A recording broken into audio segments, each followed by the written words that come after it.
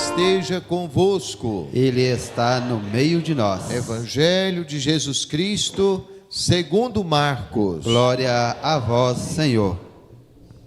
Naquele tempo, alguns fariseus se aproximaram de Jesus para pô-lo à prova e perguntaram se era permitido ao homem divorciar-se de sua mulher.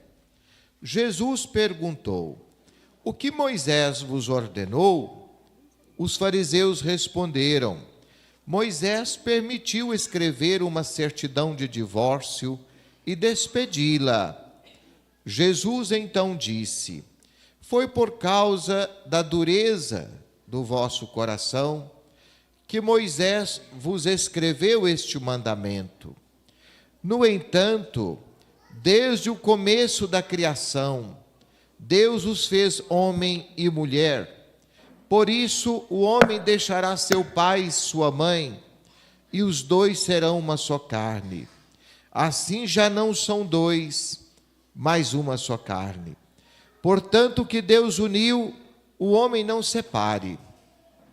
Em casa, os discípulos fizeram novamente perguntas sobre o mesmo assunto, e Jesus respondeu: quem se divorciar de sua mulher e casar com outra, cometerá adultério contra a primeira.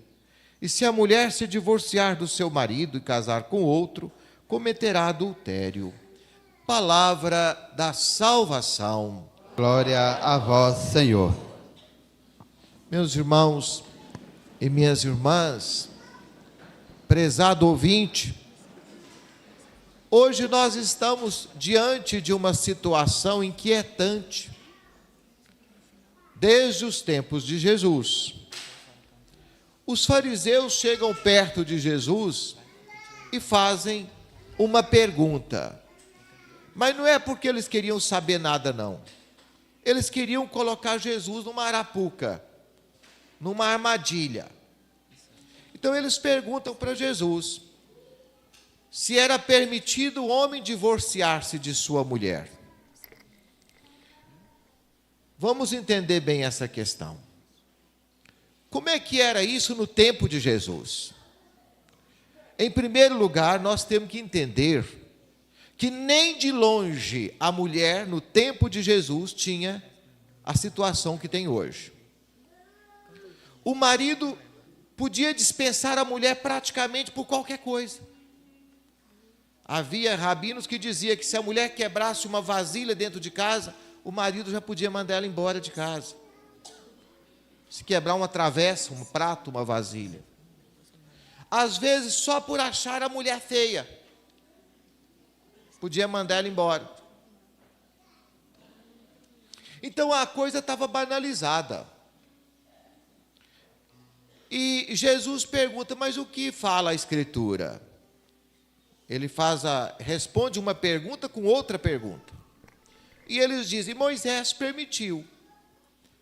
E Jesus disse, e olha que o que Moisés fez já foi um avanço, porque a mulher podia ser despedida por qualquer coisa. Moisés disse: não, se você despedir, você vai dar a ela uma certidão de divórcio, porque senão ela podia ser atacada na rua, como alguém que abandonou a casa, abandonou o marido. Ela não tinha nenhum documento. Já foi um avanço. Mas Jesus disse: Moisés fez isso, não foi porque isso é ideal, foi por causa da dureza do coração de vocês. Então devolveu o problema para eles.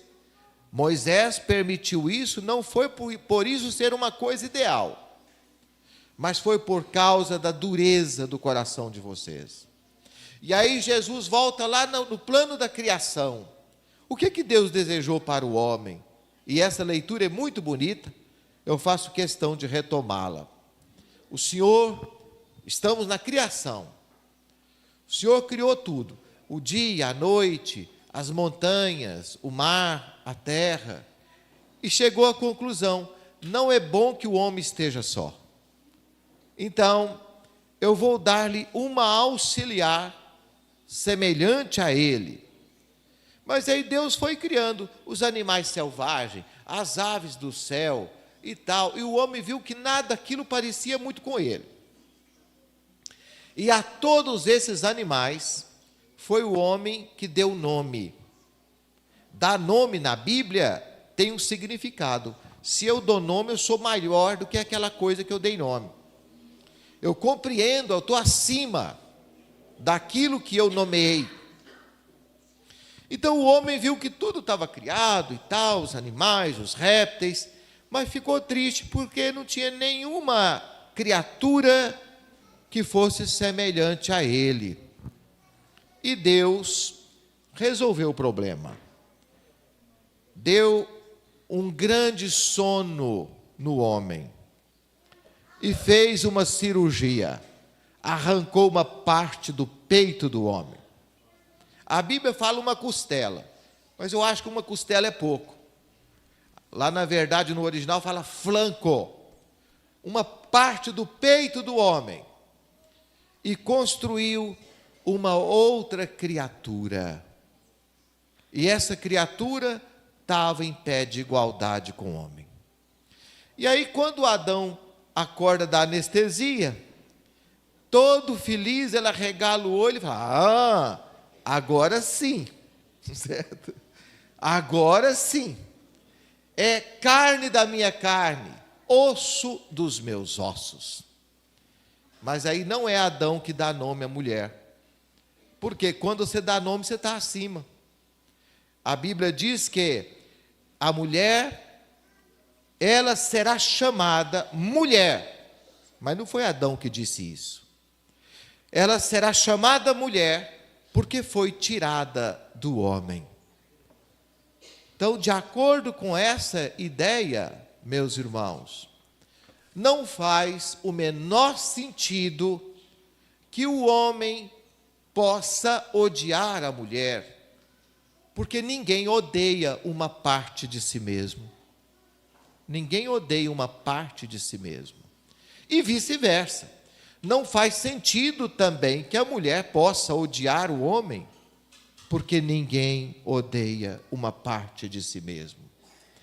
E acho tão bonito essa ideia da Bíblia, porque se você olhar bem, o nosso peito tem dois lados, não é?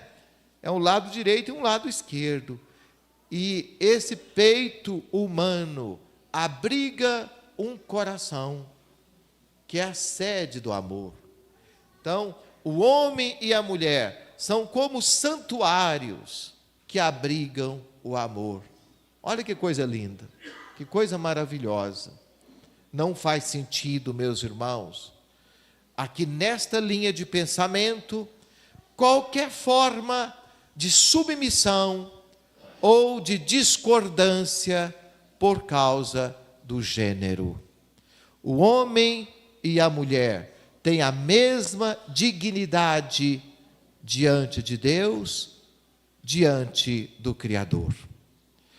Até que no tempo de Jesus, a gente entenda que pudesse haver um pouco de limitação na compreensão das coisas.